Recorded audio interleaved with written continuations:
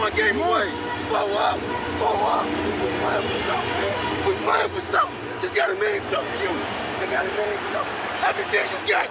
Everything you got. Let's finish this. Do it, fellas. Let's go. Let's do it, fellas. Finish 2-3. 1, 2, 3. Finish. You saw yourselves in me. I was you, you were me. We were in this together, right? But then something happened. Something happened. I won, and you couldn't see yourselves in me anymore because you can't recognize success, because all you know is failure. Jeez. I'm looking forward to the next time I see you. You see, there's something special about you being from one of the most prestigious families in the history of our industry and losing the World Heavyweight Championship to Logan Paul.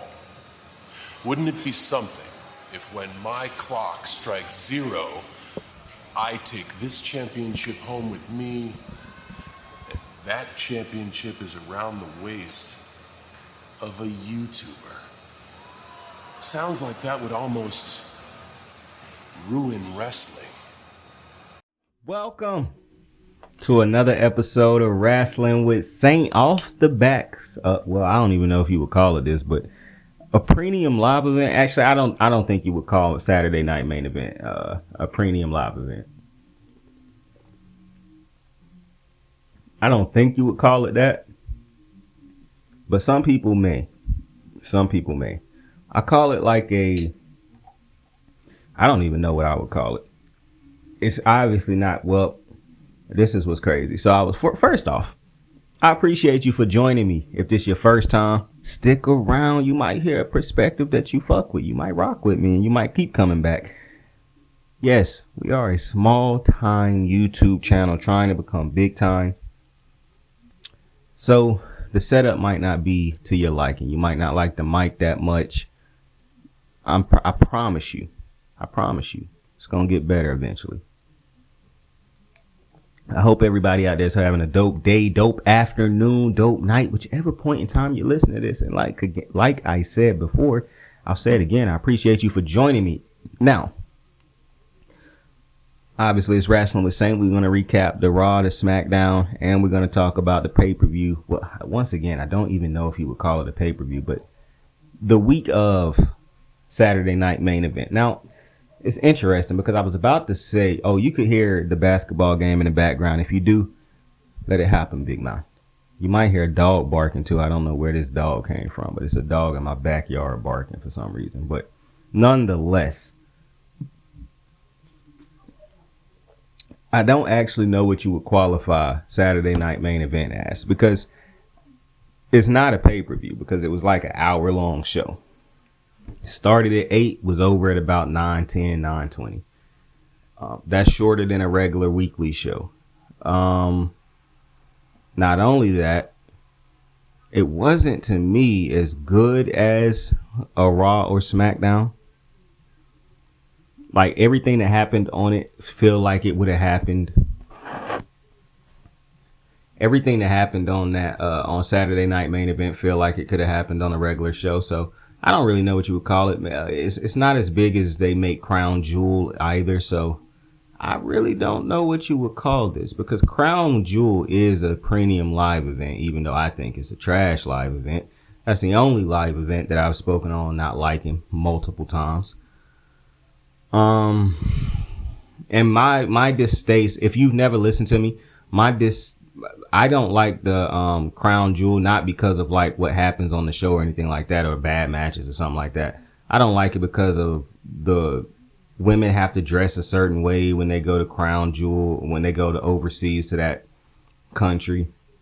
I don't like when they go to Riyadh or Abu Dhabi or wherever they go overseas, where the women have to dress a certain type of way, wrestle in a certain clothing. The matches aren't that great from when they first started doing this. But, you know, the Andre the Giant tournament used to be over there. I believe Crown Jewel is just so convoluted to me. Like, not even convoluted. That's not even the right word. It's just, I just don't really like the event that much. I'm just going to be honest with you. But out of every WWE event, that's really the only one that I don't I mean, I'm going to watch it. It has nothing to do with the wrestlers of me not liking it. But nonetheless, I don't really know what you would call Saturday Night Main Event.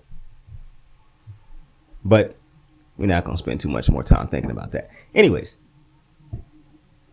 to get into, I did say on my last show that I was going to talk about Rhea's tweet because I needed to go back because I don't know, I must have been tired of that show. I couldn't remember if I had actually saw that tweet. No, I remember what it was. I had saw that tweet when I was like halfway asleep, halfway awoke one night. But I do remember that tweet. I'm going to touch on that towards the end of the show because we got a lot of recapping to do. Now, Crown Jewel was a decent little event. I do want to start off by talking about, however, before Saturday Night Main Event happened, it was no women's matches on the show. Like, none of the women had a match on the show. Then they changed it and they threw Zelina Vega and Chelsea Green on the show. Now, that felt like a filler match, just throwing it on the show just for people to stop complaining. But I'm going to be honest, I don't like that this is, like, for one, I understand. Now, if Saturday Night Main Event was exclusively a men's show, just say that. Because I would understand that. Because the women they created a show for just the women. Straight women's matches. The difference to me, however, is men in wrestling have never been looked at and treated like the women. Back in the day, it used to just be men on the shows. So I really don't like it if a dude comes out and says, well, women got a show where men don't compete on it. Well, the men had shows back in the day that were never just men exclusive. They just happened to be men exclusive because women in wrestling didn't get treated with the same respect and dignity. Also, I don't like it when people come out and say, well, I don't like it that women complain about not being on a match when you put on a match like that. You see, so let's kick off. Let's talk about the first match. I believe this was the first match of the night. Let me make sure. No, it was not the first match of the night. The first match of the night was actually the tag team match. But I'm going to get to that when I get to that because that's not what I want to start off with. I want to start off with the second match of the night, which was Chelsea Green taking on Zelina Vega. Now, this was, if you listen to me and you watch the show and you done heard me talk about wrestling, especially really every show, you really can't miss it if you watch any of my wrestling shows. I love women's wrestling. And it's not even just women's wrestling. I think they have superstars in women's wrestling. It's, to me, I don't even look at it as, oh, I just love women's wrestling. I look at it as, this is some of the best wrestling I can watch on a day-to-day basis because of the Charlottes, the Beckys, the Roxannes, the Nias, the Naomis, the Tiffany's, like all of the Biancas, all of these women that are absolute stars, Bailey, like they are so great at what they do. It don't feel like I'm just supporting women's wrestling. It feel like I'm supporting wrestling, period, because that's how great they are. But I do understand. I would never take away that is women's wrestling. To me, it would be like saying, oh, I don't see color when black people are talking about their plights. I just say everybody is human. I hate it when motherfuckers say stuff like that. So I would never do that to the women's wrestling. But I feel as though, especially on Twitter, women, for some reason, consistently are called to the front for just ridiculous, stupid-ass reasons that we don't do or that the public does not do to the men. Example. This match between Chelsea Green and Zelina Vega was not a great match. Now, I'm going to get into the match and some of the things I liked about the match in a second, but I do want to just go ahead and address the elephant in the room. It was not a great match. Chelsea Green and Zelina Vega had already performed this week, so I'm not going hard on the match not being great. Sometimes matches just ain't that great. That's just what happens. I'm not bothered by that. But the match wasn't that great. It was some botches in the match, if you want to call it that. I don't really like calling it that. It was just some missteps in the match, some mistakes in the match, some moves that didn't go over as clean, some parts of the match that they weren't able to clean up as much as they would like to. Now, I'm not shocked that this match... See, this is the thing. Because this match is getting a lot of hate online. And people saying, oh, so this is why they didn't have women on the match. And I just think that's so ignorant and disingenuous and so sexist. And you already don't like women if that was a comment. Because you was going to make that comment regardless. Now, as somebody who adores women's wrestling, yes, this was not the greatest, the cleanest of matches. They all can't be. My problem, however, is all of the people that's pointing out Zelina Vega's mistakes in the matches. I mean, mistakes throughout the match. All of the spots throughout the match that didn't look as great. Chelsea Green's spots in the match that didn't look great. All of those spots that people continue to point out on Twitter, you could do that for literally all of the men. But you don't. You make excuses. Or you hide those moments as if those will embarrass those wrestlers. When really the only reason you feel that way is because of this narrative or this reality that you've created in your own head, to where you constantly berate and belittle the women. So you feel as though if you do the same thing to men that you like, that's going to be berating and belittling them. So you don't do it to them unless you start to not like them. Then you start pointing that stuff out. It's very interesting behavior. I saw a tweet today about Duke Dennis. And the Streamer University is going on with Casanat. Probably one of the greatest streamers of all time, in my opinion. You got this Streamer University thing going on, and it was a picture of Duke Dennis hugging a woman. I don't know who the woman is, but he was hugging a young lady. And some dude tweeted, I'm gonna post a tweet. I'm definitely gonna show you a picture of the tweet. But the tweet was just the wildest shit. And the fact that dudes in this generation, high school, middle school, tweet the gayest shit about dudes, but get on Twitter and tweet so much hateful stuff to women, I don't know who is raising y'all. I really don't. Like, he tweeted the gayest shit about Duke. But then these same dudes turn around and tweet crazy about Meg Thee Stallion. They tweet crazy about Cassie. They tweet crazy about Glorilla. They just say the most reckless stuff about women, but will turn around and dick ride men like this. I don't understand it whatsoever. I am very fortunate that I was not raised in a generation that hated women. I mean, it might have been one or two dudes out there, but thank God that the men of my generation, or the generation I grew up in, the generation before us, didn't teach us to hate women. They wasn't walking around. They might have been mistreating women as far as like cheating on them, and they might have even been some that was hitting them. But thank God that the overwhelming majority of the men that I grew up with was not teaching us to hate women. Because they weren't sitting around telling us women is worthless, women is this, women is that. Because this generation of dudes, Jesus Christ. And that's why Rhea Ripley's tweet is so important. It's just so important. When you look at what she said, and I say this shit all the time. I talked about Rhonda's tweet that she made a couple years ago. And I hate when somebody give a message, you determine if you like the message based off if you like that person, or if that message is true and it applies to you, you're going to immediately say something stupid to try to refute the message. I saw somebody tweeted Kevin Durant today and say some hateful shit.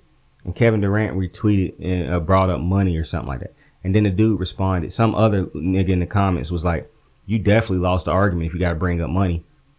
And then somebody who thinks like me responded, why? Because you ain't got it?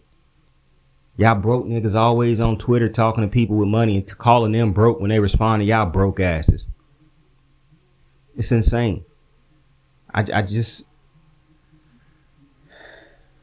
feel like we are trapped in a matrix of stupidity. It's like 2 or 3 different matrix going on at the same time. and one of these matrices just dropped in just a plethora of people who lack any type of respect, humility, empathy, anything like that.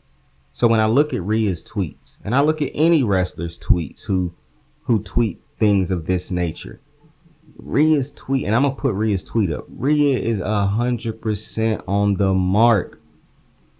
100%. I love that Rhea. Now there's gonna be some goofs that don't take the tweet serious because, oh, Rhea look good. Like, one of the things that just annoy the hell out of me, if women don't look good, you don't care what they can do in that ring. That's so annoying. I done sat and talked with dudes who like was Liv Morgan stans. They couldn't tell you anything, any of Liv's big feuds. They couldn't tell you any of like Liv when she was becoming great. They couldn't tell you anything like that. All they could tell you was she looked good. I like how what she wear, her swagger, how she talk. Stuff that make you think these dudes are some weirdos who just fetishize these women and don't actually care about their ability in the ring, out the ring. And that's what lead to you tweeting about this match in such negative ways, but not doing this for wrestlers that you like. It's very interesting to me also that for wrestlers, men wrestlers specifically, that you like, you'll interact with them. You'll give them exactly reactions that they need and that they looking for. For the women, however, it's a different story. I saw Rhea's tweet and I saw some of the comments by the same losing ass dudes who get under all these women's tweets and tweet something crazy. Shout out to Rhea Ripley. I might be critical of Rhea. Well, I don't even think that I'm critical of Rhea Ripley. I'm critical of her booking and what they have done with Rhea Ripley, because the way I see what Rhea can be is that's exactly what they see what Rhea can be as far as like Vince and Triple H. They just ain't booking her properly. Well, Vince was starting to get it right. He dialed it back. Because when Rhea first came into the main roster, Vince did the same shit Triple H is doing. Just kept shooting Rhea to the moon, having her beat all the greats, having her put the title on her. And then he took a step back and it felt like he realized, okay, Rhea might not be ready for this yet. Let's get her to where she need to be. Then let's do all of this. Triple H, I'm going to get into Triple H in a couple, but shout out to Rhea Ripley, bro. I love Rhea Ripley. The fact that Rhea, Bianca, Io, all these women that's a part of this next, like, you know what's crazy? You can say that they are part of the next generation. This is what's crazy. I don't remember, and I've been watching wrestling for a while, a long time, since my entire life, basically. I don't remember a generation of women's wrestlers that came in at the same time. Like Charlotte and the Four Horsewomen, Charlotte, Becky, Bayley, Sasha. When they came in, you did have the Bella Twins and like, I don't remember. I don't think Beth Phoenix was there at that time. I'm trying to think of the top women on the roster at that time. You had the Bella Twins. You had AJ Lee might have been gone around that time. Paige might have also been going around that time. I can't remember exactly. It's a lot on the spot. I can't pinpoint. No, I don't know. Because see, Paige and AJ had their era. Yeah, I don't think that. And I'm not saying that there was no talented women on the roster when those four women came in. What I'm saying is the overwhelming talent on the roster now was not existent back when Charlotte and them came onto the roster, which is why I say it was harder for Charlotte, Bayley, Becky, Sasha to become what they are and to do what they done for wrestling, specifically because most of the time those four women will be fighting each other. It's even crazier when you realize Becky and Bayley didn't pop immediately like Sasha and Charlotte. So Sasha and Charlotte was having a lot of matches between each other throughout them building up women's wrestling. I think when you fight each other that much, especially in today's society, how fans complain about everything, it could be hard to make matches look different all the time. I still vividly remember Sasha beating Charlotte for the title in Charlotte, North Carolina, making Charlotte tap out. I vividly remember that because I was so pissed. Because I love the match, but I'm a Charlotte guy. Charlotte was my favorite women's wrestler at the time. Well, I loved her, and it's just her and Sasha just made me adore women's wrestling. But when you look at what they did in that era, I mean, come on, bro. They had, I believe her name was Dana Brooks. You will never confuse Dana Brooks for one of these women on the roster now. And I'm not taking anything away from Dana Brooks or the women that was on the roster at the time when Charlotte, because Alexa Bliss was on the roster, but a young Nia was on the roster, but they weren't what they are now. So to see all these women come in now, like the Roxannes, the Julias, the Rheas, and all of them, look at how talented a roster they are coming into. Like, they're not coming into a roster and having to say, man, I hope I can get some spots. I hope I can create some moments and, you know, get an opportunity. No, bro, Lyra Valkyrie is already in a feud with Becky. Like, all of these, Tiffany before, when she came onto the roster, it was no Charlotte on the roster for her to immediately start feuding with. It was no Charlotte on the roster for her to make her, you know, to say, oh, I beat a Charlotte Flair. When Charlotte got to the roster, Trish wasn't there. Trish, I believe when the Four Horsewomen got to the WWE main roster, and they didn't all get there at the same time, but when they was all there, I don't even think Trish was retired by that point in time, and I don't think we had seen Trish in WWE in a while. It was probably getting like 4 or 5 years, probably longer than that. So that's who we considered the GOAT at the time. She wasn't on the roster for them. AJ Lee was good. She was big time. I don't even think AJ was still on the roster or big time on the roster when Charlotte came up. Like, now the roster that they have, the women that are in the WWE now, that the young women can come up and immediately start making impacts, having these great feuds with, that just wasn't there when Charlotte, Becky, Sasha, and Bex were on the roster. I was forgetting one. I was forgetting the name. So I say all that to get back to this Zelina Vega match. This Zelina Vega and Chelsea match. Because I know we did a lot of detouring away from the match. We went to Rhea's tweet, then we went to a lot of different things with women's wrestling. But to get back to this match specifically, was this match a banger? No. But I done said this a countless number of times. These men and women go out there, put their bodies and health on the line for your entertainment, for our entertainment.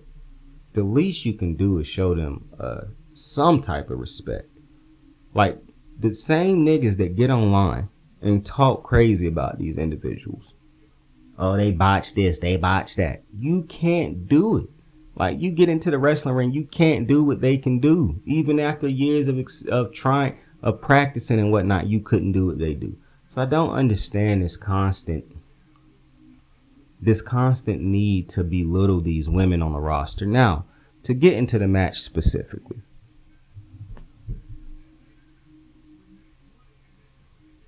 I understand I think I don't know if Chelsea would have got a rematch for this title again. I really think this happened just because they wanted to throw this match on the to put a women's match on the show. But that being said, while this wasn't the greatest match in the world, Chelsea Green is so great at what she does. The way she protected Zelina in different moments of this match, especially the finisher when Zelina hit the top rope code red. Go back and look at Chelsea Green securing it to make sure she can hit it properly with both of them staying protected after a couple botches in the match or a couple miscues in the match that did get Chelsea hurt. I don't even know why Zelina messed up that 619. It felt like she just didn't fully let herself go. I don't know. When you tired and you've been moving around the match, it's the only reason I think a lot of people is paying so much attention to it anyways is because that was a very clear mistake or mess up right there because it was a 619 spot. And it was really nothing more Chelsea could do to save that spot. Because Chelsea's last couple matches, it's been spots throughout the match where Chelsea did a good job saving those spots and whatnot. But it just was nothing that they could do in that spot. And that might have been the spot that busted Chelsea open. I don't know if it was a nosebleed or if it was her bleeding from her mouth. a busted lip. Not quite sure, but I respect them getting this. The reason I like this match being added to the pay-per-view or whatever you want to call this event, Zelina and Chelsea wouldn't get this spot on most premium live events because you got other feuds with other women who are bigger names and whatnot. Now, I'm not gonna lie, I don't think Chelsea should have ever lost her championship because I thought she was doing a great job as the USA champion, and I think you're going to have to move Zelina Vega away from Chelsea Green eventually. So Zelina is going to have to start feuding with other people. I know Zelina has been great over the last couple weeks feuding with Chelsea, but I hope they realize that Chelsea and Zelina will have to feud with different people. And I have faith that Chelsea will continue to be because Chelsea was great before they put the title on her. Zelina now have to pick it up because now, and I'm not talking crazy about Zelina, but Zelina wasn't in those spots that Chelsea done been in the last couple years. Not to mention, when you look at the character of Zelina, you look at the character of, you know who Zelina kind of feel like to me? She kind of feel like a Sasha Banks. She just don't got the cachet or the resume of of Sasha Banks.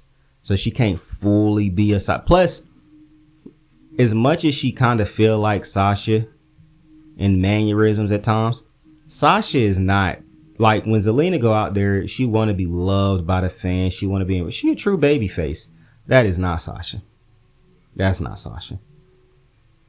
But I'm very interested to see what Zelina can do with this USA title because I'm going to be honest, at this very moment, Chelsea Green is probably the best women's USA champion in the past couple. I'm trying to remember who had it before her. That's when you know you did a great job as a champion. I can't even remember who held that title before Chelsea because Chelsea done had it for so long and she did a great job when she because Chelsea made that title important. You knew Chelsea had something because of how great she was in these backstage interviews and these backstage little moments with Adam Pearce and Nick Aldis, and she kind of remind me of Billie Kay when Billie Kay had separated from the Iconics and she started being like a funny character on SmackDown. That's kind of what Chelsea is to a higher level because they ended up putting a title on her. And she was great as the champion. Like, I love the secret Hervis. It's not service, it's Hervis. Chelsea, and got to get to the fit checks because I understand Chelsea and Zelina tried to basically wear the same fucking thing to the ring, but both fits were nice. Now, I don't watch anime. So I did immediately recognize the reference. It was from a character in My Hero Academia, I believe it is. I can't remember the name of the character because I've never watched a single episode of that anime. I just know the character from seeing him multiple times, so I knew what Zelina Vega's fit was. Shout out to that. You love a cool, dope little reference fit. Chelsea Green's fit, I don't know if it was a reference to anything. That shit was fire. The more and more I looked at it throughout the match, I was like, man, this is a clean little fit. She had the all gold boots. She had the silver or gray, I think it was silver, gold, and blue color design. What put it all together, she had the gold eagle wings with the blue little outline on her chest. But to me, what put the whole fit over the top was the all gold boots and that clean ass red like ruby sapphire type sleeve, yo. Absolutely clean. Those was easily the fits of the night. Easily. But I'm interested to see where they go after this because Zelina did win this with a code red off the top. I really want to know because obviously Zelina is about to feud with somebody else. What I want is for them to continuously make the USA Women's Championship feel big time. To me, Chelsea was kind of like The Miz. How if you put any of those smaller titles that we think of on The Miz, he gonna make it feel like the biggest title on the show. To me, that's what Chelsea was doing with the Women's USA Championship. I mean, for a couple months, her feuds and her spots was just as good as the spots that contain the top women's championships. So shout out to Chelsea Green. Her run as the USA champion is officially over, I believe, after losing both her rematches. But she did a hell of a job. And I know she only is going up from right here because Chelsea Green is absolutely phenomenal for this roster. You need women like Chelsea Green. Or not even just women. You need characters like Chelsea Green on the roster. Now, we get to the first match of the night. To kick off the show, it was the tag team between CM Punk and Sami Zayn taking on Braun Breaker and Seth Rollins. I damn near immediately knew what kind of show this was going to. It's very interesting that this happened. Based off of the first match and what I kept seeing CM Punk doing that first match and the pacing, I knew this was going to be a short show. Like so CM Punk basically did his comeback arsenal very early in this match. He tried to hit Seth Rollins with a GTS very early in this match. Seth tried to hit a curb stomp very early in this match. And I thought to myself, these are not two wrestlers who hit finishers early in matches because they trying to have a match full of finishers. This must not be, I was like, this match must not going to take that long. And then I kept thinking to myself, what is going to happen that's going to break this match down? And well, it didn't take too long because, before I actually get to the return, this match also started while I knew this match was going to be interesting also because Braun Breaker started the match doing that little diving thing onto the table that he do to people. He did that to Sami to start the fucking match. Not to mention, that move looked like it hurt Braun more than it does the opponent he does it to. So they might want to work that out a little bit. I don't know. That's just me. Anyways, we have a chain of events section tonight on this episode. And it was in the match when CM Punk hit a running bulldog clothesline on Braun and Seth Rollins. Once again, one of the moves that he usually hit kind of late in the match, he hit it kind of early in this match. So I was like, this match might not take that long. From that move, or from that transaction, we went to once again, a GTS pump fake. Like he picked Seth Rollins up for the GTS, but it was a pump fake because Braun got him out of it. Braun pulled Seth out of it.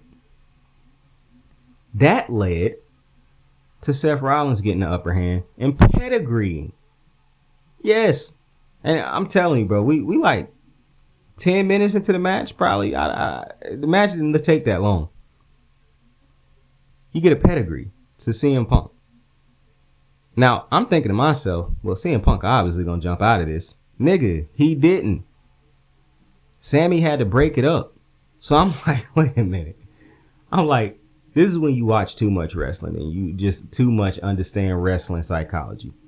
So now I'm thinking to myself, wait a minute. Sami had to break that shit up that early? Like, Seth was really about to go out to that? I was like, that's interesting. Well, from that, like I said, Sami hit the pin breakup. But then from that, to end off our little chain of events, Braun tried to hit Sami. Sami threw him out of the ring, and then Sami hit that fire-ass moonsault he hit, where he jump up on the rope, bounce his ass off the rope. That sounded crazy in my head after it came out. But, wow. Anyways, Sami's little quirky little moonsault, he hit that next. That was a nice little chain of events. That was a great little chain of events. But this match ended this is just a very interestingly played match. So, as Sami was about to set up Braun for the Halula kick, Paul Heyman grabbed Seth's leg. Now, Paul Heyman I just feel like he done been way more active and dastardly in this feud or in this stable than he was with Roman Reigns. And maybe I'll get to why I think that in a few, or maybe I'll forget. Who knows? But Paul grabbed his leg. The ref went over to check that out. Seth comes in, like Seth was over there distracting him too. And then Bronson Reed returns and puts... he just ran his big ass, basically not through a barricade. He ran his big ass through CM Punk and the fucking barricade. And that would not be the end of CM Punk's night, sadly. Distracted, Sammy turns around and gets hit with an insane super spear, is what they called it, by Braun Breaker. And that shit was a crazy spear based off of where he coming from. The angle is just absolutely crazy. And there's your 1, 2, 3. After the match, you know, they did this little spot where it looked like, oh, maybe Bronson gonna fight Seth, and I don't know why they chose to do that stupid ass spot. Clearly he came out here and helped them win the match. Clearly he not coming out here to attack these niggas. Clearly he is on their team. You didn't have to do that little fake little, oh, is he gonna fight them shit. That was stupid and unnecessary. But as they were posing in the ring, CM Punk crawled back in and grabbed Paul Heyman's leg. And Braun Breaker, and Bronson Reed hit him with a little belly, like the shit that Nia and Bray Wyatt do, where they run off the rope and do that little swanton type move. And then he gets on the top rope while Seth and Braun are holding CM Punk laid out, stretched out, and hits him with a tsunami. And I'm not gonna lie, because of how fat Bronson Reed is, no disrespect to Bronson, but this move don't look like that if not. This fat ass motherfucker looked like he damn near killed CM Punk. I don't know how CM Punk took that. That nigga, boy, his reaction was my reaction. Like, soon as that shit hit, CM Punk immediately hit a reaction that I think I would hit. Like, oh, man, CM Punk could have got his ribs cracked. That's a big dude, man. And I'm reminded that Seth Rollins took a ton of those, a couple, just last year. Him and Bronson Reed was going at it every Monday night. And now all of a sudden, Bronson Reed is teamed up with CM Punk. I mean, with Paul Heyman and Seth. And I'm pretty sure they're going to have some dumbass reason to explain all this on Monday night. And now that we are through with the match, I want to actually get into my thoughts on this stable. Because unless this comes out that this is intentionally being a gag stable, I don't understand this stable. Seth Rollins did not need. For one, nothing that Seth Rollins has said throughout that time leading up to Mania makes sense as far as like Bronson Reed and Braun Breaker listening to what he was saying and buying into a message. That's first. So it's not like some weird ass cult message that they bought into. Nothing that he was saying, unless they hate CM Punk, unless they both feel as though CM Punk came back and was gifted all these opportunities and he shouldn't have been, that will make a shit ton of sense. If all three of these niggas specifically hate CM Punk and they hate that Roman didn't listen, then that will make sense. But right now, I don't understand why these two niggas is teaming up with him. To me, this feel like a little knockoff Evolution, knockoff Bloodline. I'm be honest. We all know Triple H loves Seth Rollins. Seth Rollins is a Triple H guy. This just feels like Triple H is giving Seth Rollins a Roman Reigns bloodline type of run. My annoyance with this is, for one, Seth Rollins doesn't need that, because at that point in his career, he had already had far bigger moments than Roman Reigns. So I don't understand why you would feel the need to create this for Seth just because Roman had one. That's one. Two, I'm kind of exhausted with all these fucking factions in the WWE right now, because damn near feel like every roster is grouped off into factions. That's one. I mean, that's two.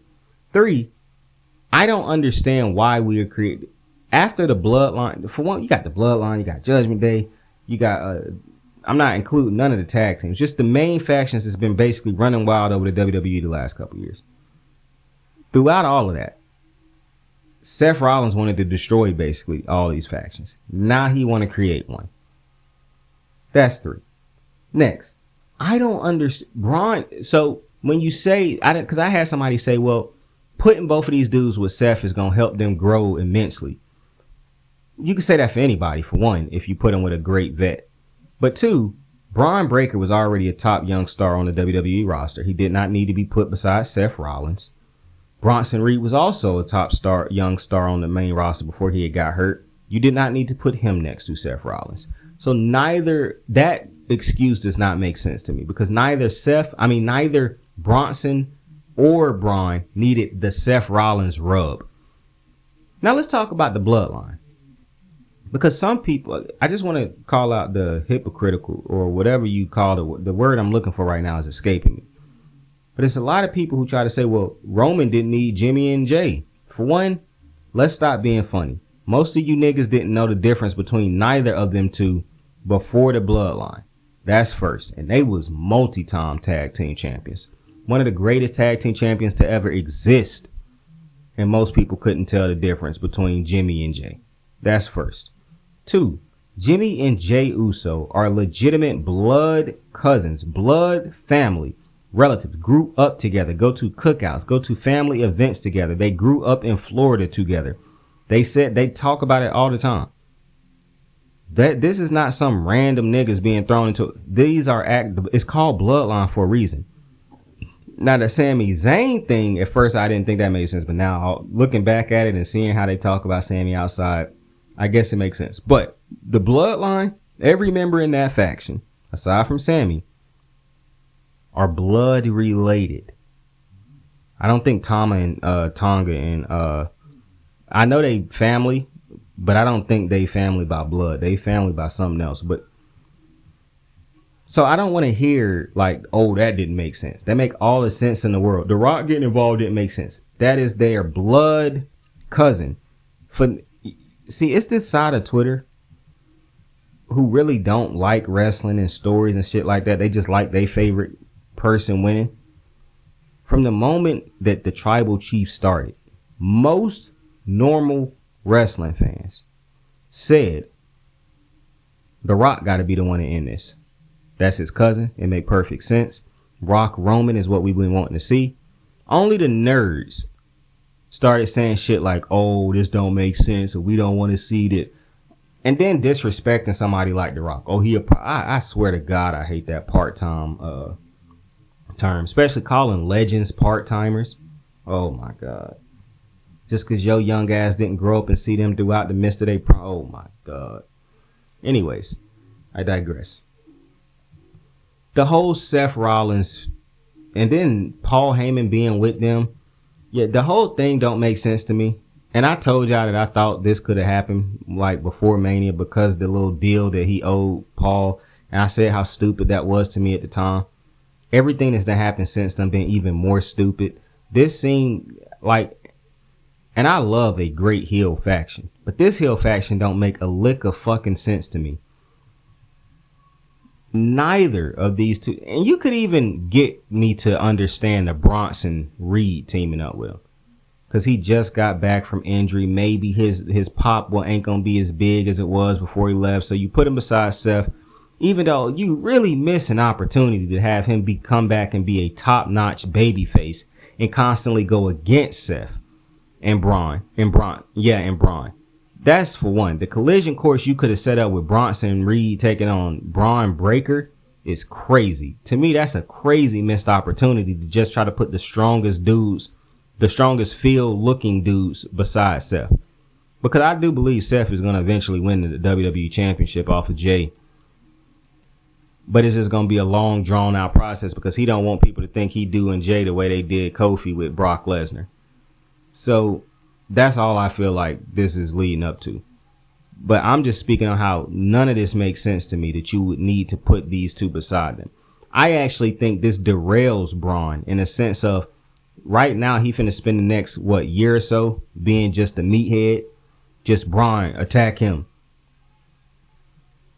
And you could say for Solo it worked, but Solo didn't come onto the main roster. Like, for one, once again, Solo is legitimately the brother of Jimmy and Jey.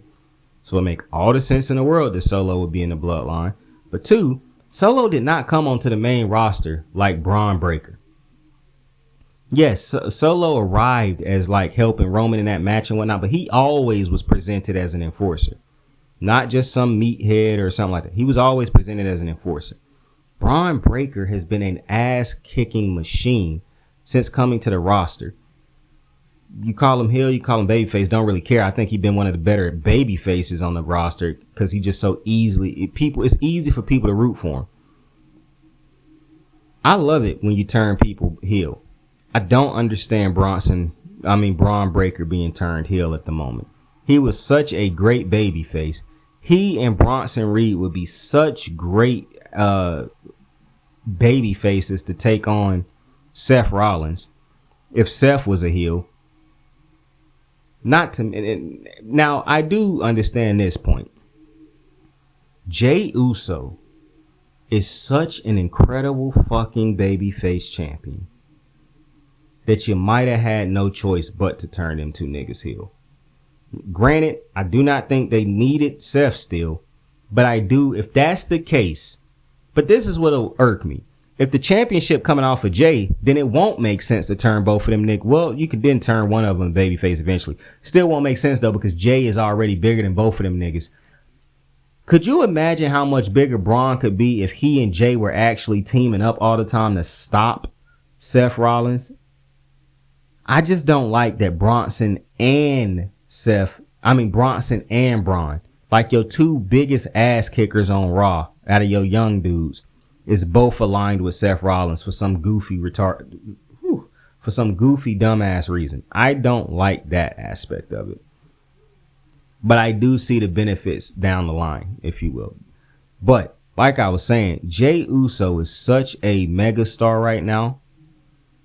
It might end up just making sense because Braun could have held a different title, but I don't know if it's a problem with having multiple. I don't know. I don't think it's a problem when you have multiple top baby faces on the roster and multiple top heels on the roster. I really don't.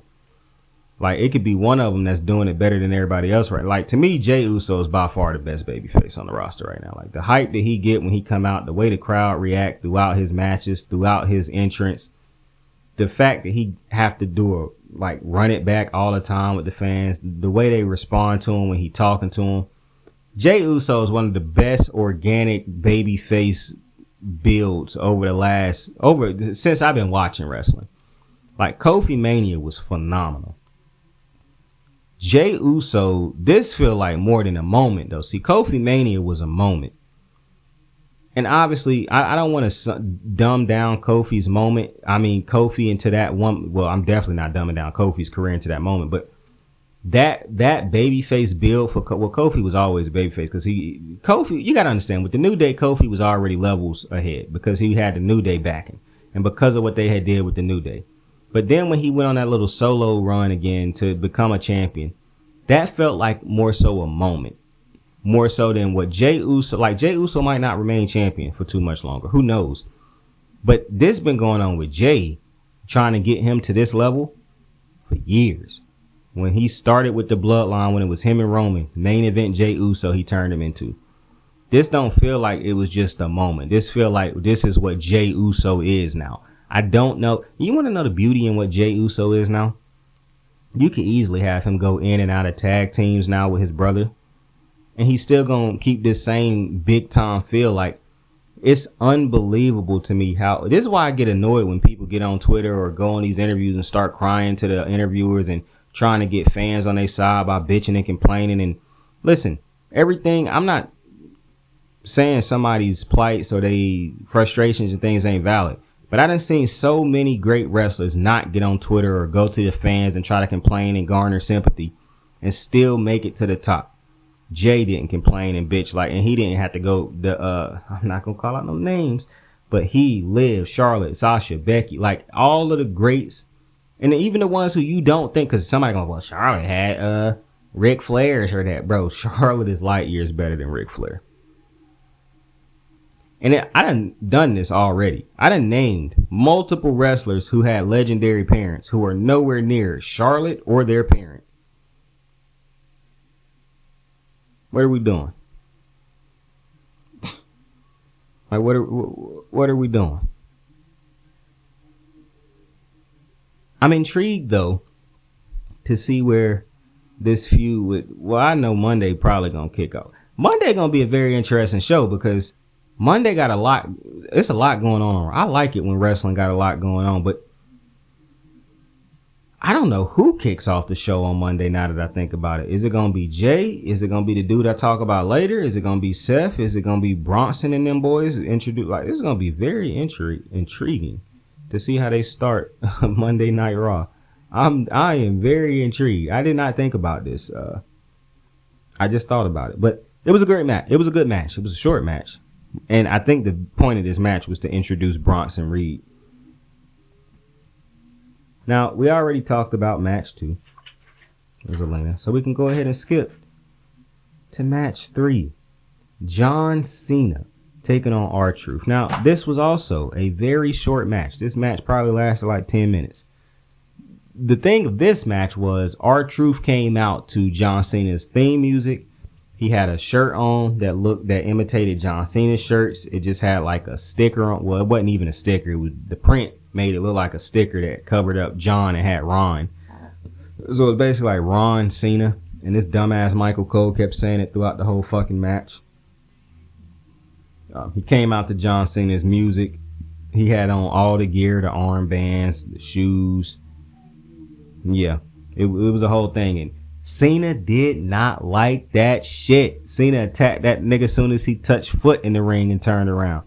I like dastardly Cena. I'm glad that he waited till that nigga turned around. He didn't try to attack him while he was looking at him, because that's too much of that's what good guys would do. Don't let him see you coming, Cena. Everything you do gotta be dastardly. And I respect that. I truly respect that.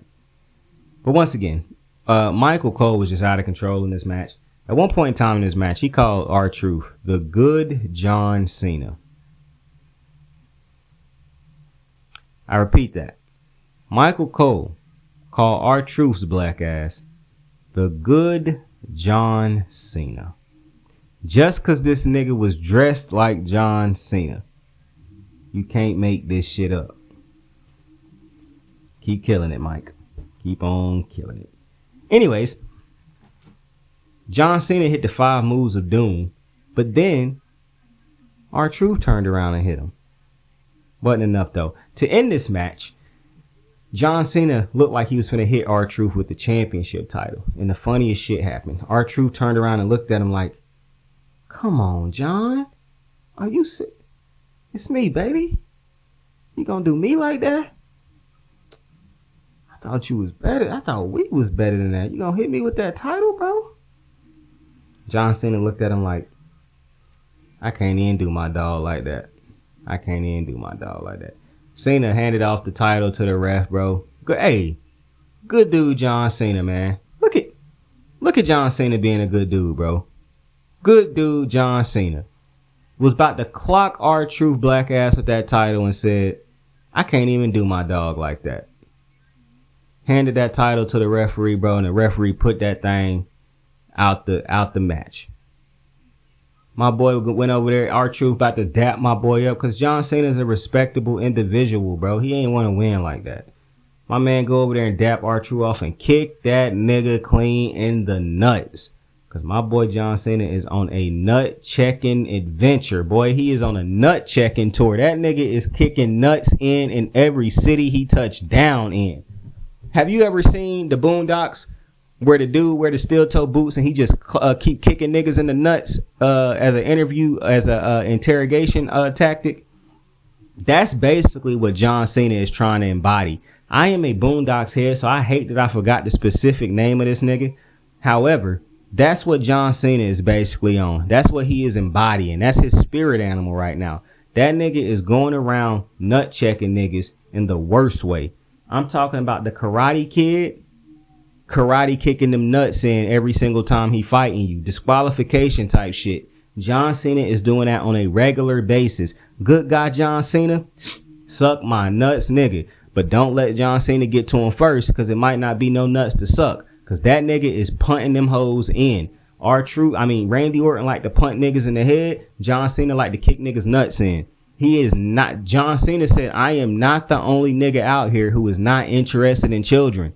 Nigga, you're not either. You just don't know it yet. But after you get done dealing with me, I'm gonna make sure you can't pop no little kids out. Cause I'm kicking your nuts in, nigga. I am giving you a vasectomy the easy way, the free way, the cheap way. I really respect it. I'm not gonna lie to you. Respectable guy John Cena. Hey, shout out to Super Cena. The next match of the night. Drew McIntyre and Damian Priest. Now, we did have a spot before this match, or as the intros was happening in this match, and this was a cage match, where John Cena saw Jey Uso backstage, and I'm not sure if I cut that sound and put it at the beginning of the show yet or not, so I'm going to have to describe to you what the sound was. Now, if you heard it in the beginning, if you heard John Cena talking in the beginning of the show, that's the sound that I'm talking about. But John Cena basically had this moment backstage where he told Jey Uso that the fact that you are from such a prestigious family, one of the greatest wrestling families to ever exist, and you about to lose that title to a YouTuber, to a social media influencer, how would it be if me, John Cena, when my clock strikes 0 and my time is up, I walk away with this title and Logan Paul walks away with yours? That would really ruin wrestling. Now, WWE done went overboard. Not overboard, that's the wrong word. WWE done leaned, which not shocking to me that Triple H, as much as he on Twitter clearly, he done leaned into this ruin wrestling thing. They probably saw that Kenny Omega clip where he was talking about Logan Paul and Mr. Beast headlining a WrestleMania. I don't know if I spoke on this. I'm pretty sure I did. Kenny Omega talked for nerd ass niggas. And Kenny Omega know the exact type of nerd ass nigga I'm talking about. He talked for nerd ass niggas that still chanted CM Punk when two completely different people was in the ring wrestling. He is the same type of nigga that when somebody take a loss on the roster, they yell, see, this is why Kenny Omega will never come, because they just gonna bury him. He speak for the same type of niggas who look at a Roman or a Seth and be like, oh no, they don't work as hard as the indie guys.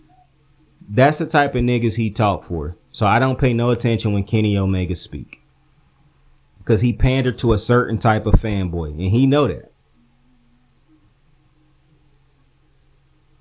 But I do like that basically Triple H then gave a finger to him and said, he just started planting the ideas and having people say basically, yeah, what if a YouTuber do get that championship? What the fuck you gonna do about it? Now I'm hoping that Logan Paul does not end up with that championship, even though I do think a great story could be told with Logan Paul. See, this is my thing. I look at Logan Paul as a wrestler. A non-wrestler not going in there and doing what Logan Paul can do in that ring. You could say he's stiff. You could say he do this. He could do that. Yeah, a lot of wrestlers are when they first start off. The only thing that you could argue to me about Logan Paul is he shouldn't get some of these opportunities that he has gotten, because there is stars in the roster who have not gotten these type of opportunities that Logan Paul is consistently gifted. You could make an argument with me about that, and I would agree to an extent, especially for the ones who ain't gonna come out and be like, bro, Logan Paul got this spot and I should. Now, I'm not finna listen to people who, oh yeah, I've been wrestling my whole life, bro, I just hate the Logan. Because I still understand business at the end of the day. Logan Paul, as much as motherfuckers act like they hate him, he puts asses in the seats. He is a ratings draw. It just is what it is. Now, I don't think they're going to put the main title on him. I don't think Triple H would be that ignorant to the business as a former wrestler. But like I said, I could see him holding that title for like a good 2 days or a week. Because it would be, I'm going to be honest, it's a great heel story to be told with Logan Paul as champion. I'm going to just be honest with you. It really is. And with the fact that he is as great as he is in the ring already, it wouldn't even be crazy, because he would be able to have matches with dudes and believably beat them niggas. Not to mention, I think Logan Paul is fucking hilarious with that knockout punch. The fact that he kept hitting Jey with that shit out of nowhere is fucking hilarious. Nobody will convince me that that shit is not hilarious. But this Damian Priest Drew McIntyre match, it was a good match. It wasn't like the most memorable cage match I've ever seen. I don't even think they really leaned into the cage that much. It was a spot where Drew was where Damian was about to climb over the cage, and Drew brought him back in and hit him with a slant with a suplex, a fallaway suplex off the rope with him pulling him over the cage. But the biggest thing that happened in this match was actually at the end of it when Drew McIntyre walked out. Well, for one, Drew got hit with a concerto by Damian Priest. Damian Priest hit him with a concerto. If you don't know what a concerto is, that's when you take one chair, put it down, you put a human being's head on that chair, and then you smash it with another chair like a peanut butter and jelly sandwich. So at first, I did have a problem with how this match ended, but I did not have a bigger problem with how this match ended than Jesse Ventura. That nigga was upset that, you got to go back and listen to this motherfucker go on a tangent about about Damian Priest just walking out of the cage. Like, for one, I don't think that Jesse Ventura knew, even though he'd been a wrestler and he'd been around the business for this long, I don't think he knew that you could actually win this match by walking out of the ring, by walking out of the cage. I don't think he knew that because he went on about a 10-minute tangent not liking that shit. But to defend Jesse, this is what I'm saying when I say Triple H his booking don't make sense to me. And you can tell when he likes somebody, how he book them. And you can tell when he don't really care for people or where he just booking to get by. Because that was a dumbass ending to that match. With the way that these two niggas that hated each other over the past couple months, why would you end the match with this nigga just walking out of the cage? And I know Michael Cole tried to build it up to say it was the ultimate sign of disrespect that he just walked out the cage on him. So why have we never seen that before? Because I tell you what we see. We see heels who try to take the easy way out, try to get out of the cage by walking out the cage. But the baby face in the situation walks out of the cage. He could have pinned him, but he walks out of the cage. I don't know, and I'm not going to go crazy about it because maybe this was just something they thought would look badass and it just didn't hit. And the biggest reason it didn't hit is because Jesse Ventura, big mouth ass, was right there to let people know he ain't like that shit. It might have felt different if his ass wasn't there influencing the whole world, basically telling us this is some bullshit. Now, once again, I do agree with Jesse Ventura. He might have ended up convincing me ultimately, but my whole thing was for a feud and a rivalry that's done went like this, why in God's fucking name would you end it like this? That didn't make sense to me. Aside from that, and it wasn't really a memorable match to me either. It was a good match, but it wasn't like I said, this was not really a pay-per-view feel type of show. But like I said, the biggest part of that match to me was Jesse Ventura's rant after the match. But, you know, it was there. It was a match. I don't like that he walked out of that cage. I feel like, I'm not even saying he should have climbed over the cage because that's a complete waste of time when you can just walk out of the cage. I always say, climbing over the cage makes no sense when you can just walk your ass clean out. I actually think they need to change. Jesse Ventura's rant should get them to change that rule. You should no longer be able to escape the cage by just opening the door and walking out. Because that do make it seem now in the past, every nigga who climbed that cage to get out is a dumbass. Unless you go back and say, in all of these matches, you couldn't escape through the cage door. See, people been telling Jesse Ventura on Twitter, they be like, well, this has been a rule forever. I think where Jesse is confused is, which makes sense, but why hasn't every nigga in the history of wrestling just walked out of the fucking door rather than climbing over the fucking cage door or wall? Which, like I said, is very valid of a point. You know what match they need to bring back that they haven't had in a minute, which I think would have been a better match for this instead of this shit? See, I don't even like cage matches. I think the cage is a distraction. I actually think they should have had a Hell in a Cell match. That way, it's no walking out. Like, if they walk out, they probably gonna climb the cage and do something. I think this match should have been the biggest match of the night. With these two niggas hating each other the way they do, starting off the show by beating each other, or was that Friday that they did that shit? I can't remember. The shows was right back to back. But nonetheless, I don't like that this match ended like this. And this didn't feel like the biggest match on the pay-per-view when these two niggas hated each other more than everybody else on the pay-per-view. It just didn't make sense. But we get to the main event. Jey Uso taking on Logan Paul, and it was a good match. It was a nice back and forth match. Once again, the growth Jey Uso has made as a singles competitor is insane. This nigga went from that match he had with Jimmy to having these bangers week after week, yo. I'm telling you, Jey Uso is a fucking megastar of a babyface. I'm trying to remember the last time I saw an organic babyface like this. Like I said, Kofi felt like a moment.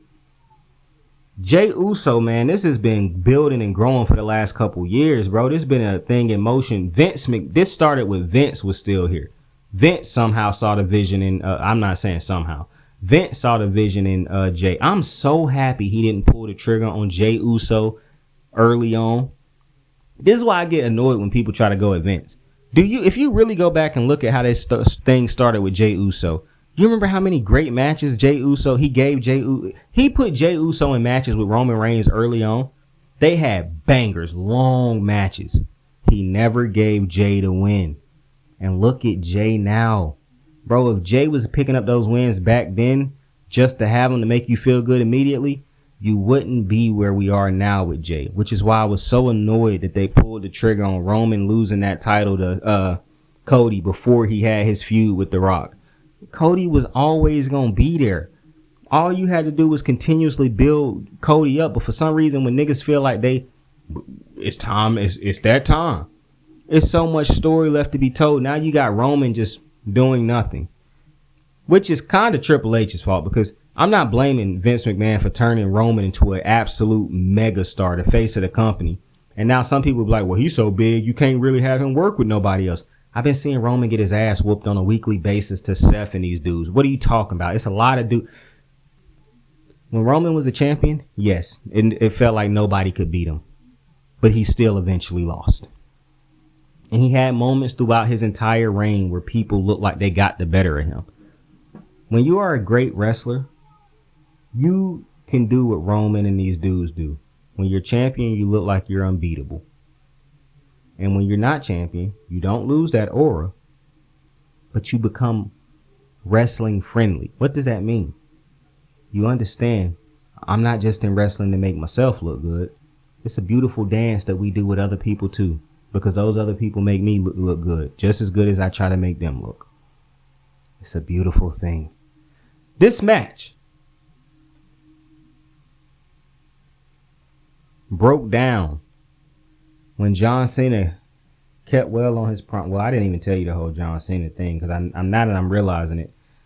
John Cena said he can't wait to see Jey again, because Jey was like, last time I seen you, I was knocking you out of Royal Rumble. You know, smooth little shit talk. Saying shit to grind John Cena's gears. I respect it. John Cena came out and attacked Jey Uso. Logan Paul was standing there like, what the fuck? I'm really in this thing with John Cena? See, that's where I understand somebody might be like, bro, why is he in this moment? Now, ultimately, that is hating. I ain't gonna lie. That is hating. But I get it.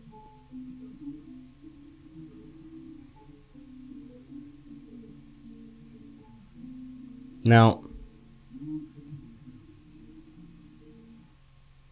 apologies, I'm looking for something.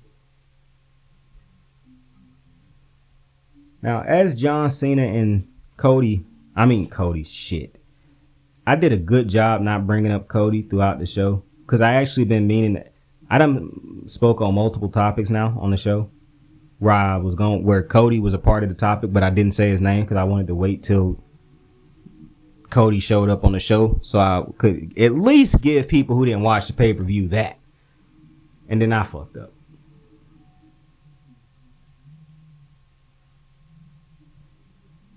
Cody Rhodes, however,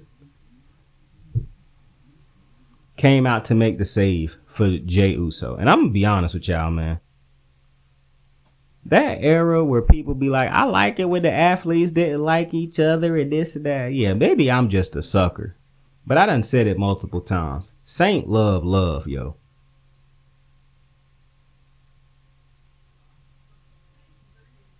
I think love is a beautiful thing. I seen love heal some of the most broken people.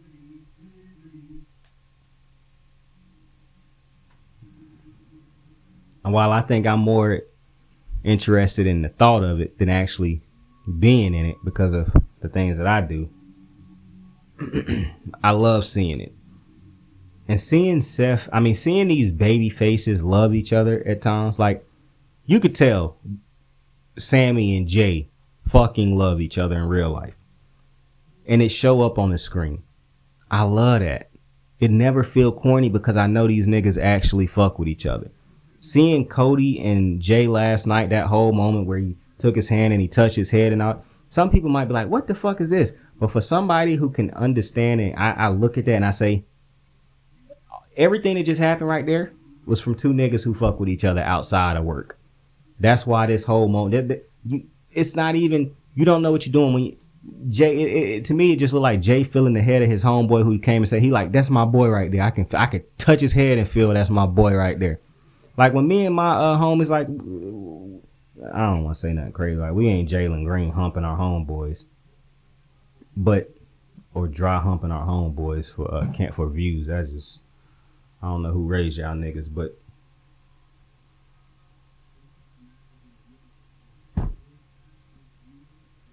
I love.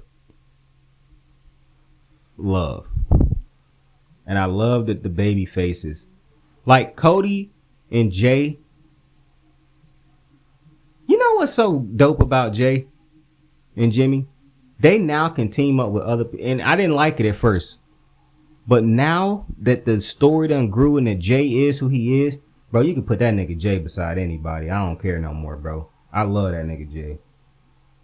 I just love an organic feeling baby face, yo. I don't remember the last time I felt like this about it other than Bianca, because Bianca is such a great baby face to me. Like, I know Bianca is a great heel and Jey is a great heel. But man, with this, I don't know if I ever thought Jey could touch these heights. I'm not a nigga who put a ceiling on people. I'm realistic though. But in wrestling, it's kind of different because, like, I hate putting a ceiling on anybody in wrestling. But, man, I don't even think I put a ceiling on on Jey. I don't know why I'm confusing their names because I know the difference. I don't even think I put a ceiling on Jey. I just, like, I'm looking at Jimmy right now and I'm saying, like, Jimmy ain't going to touch what Jey doing. Bro, in a year or two, he might be just as big. Could you imagine both of them niggas touch WWE championship titles and then go back to being tag teams one day? Oh, my God.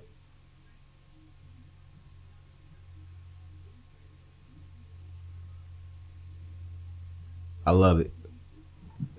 With that being said, I know I was supposed to cover Raw and SmackDown. I guess we just not doing that. I'll touch up on them when I do the next wrestling with Saint. I'm basically gonna be covering. It's gonna be very brief though. Might not even like feel like I might just touch on some things that happened on those shows, like big things that happened on those shows. Because I really did. Oh, I do want to point out real quick though. On Friday night, Solo said, "Hey." Jacob Fatu touched Solo and said, "Hey, I love you, Solo," and walked away. That nigga Solo say, I ain't heard him say that in months. Yo, that nigga Solo. Them Uso niggas, boy, they just got wrestling in their blood. It's so hilarious to me how Solo done quickly turned around from being an enforcer who don't really say nothing, that's always looking like he badass and whatnot, to finding his own character, bro. I love that so much. And he did it so quick. Like, that's why I do understand that, you know, Solo being around his brothers, being around his cousins, being around his family, guys who already have been great in this industry, it helps a lot.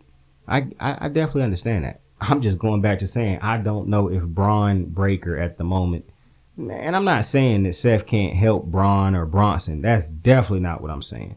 What I'm saying is it might have been two niggas on the roster who needed to be put beside Seth more so than those two. Let's hope it all works out, though. With that being said, I appreciate you for joining me on another episode of Wrestling with Saint. I appreciated this little hour or so we spent together. This little hour and 20 minutes. Hour and 10 minutes, however long it was.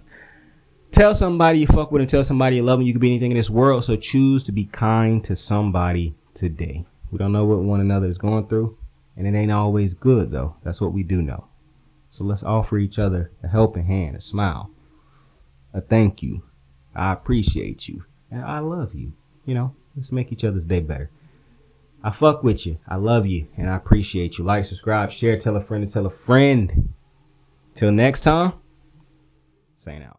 I didn't have to spin my wheels trying to prove myself that I wasn't what you say I am, but that all changes. Because from now on, whatever you say I am, I am. So I'm selfish? Yes, I am.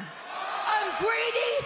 Yes, I am. I'm cutthroat? Yes, I am. And all those girls in the back that were happy I was gone, that thought it was safe because the fire had gone out of Becky Lynch, well, they're finally gonna realize what it's like to be held down by the man. I got the moves like hot sauce. Lil' mama taking the top off. I'm laying down getting topped off. After this, she know she getting knocked off. I know she loving the money, so I keep on thumbing and thumbing. She say she horny when she taking shots, so I keep them coming and coming. Now I'm putting dick in her tummy, scoop her up like I'm raking her something. You would think shawty red track, the way that she running and running. You getting dumber and dumber, you out here chasing the bone. After she finished from giving me dome, the Uber is taking her home.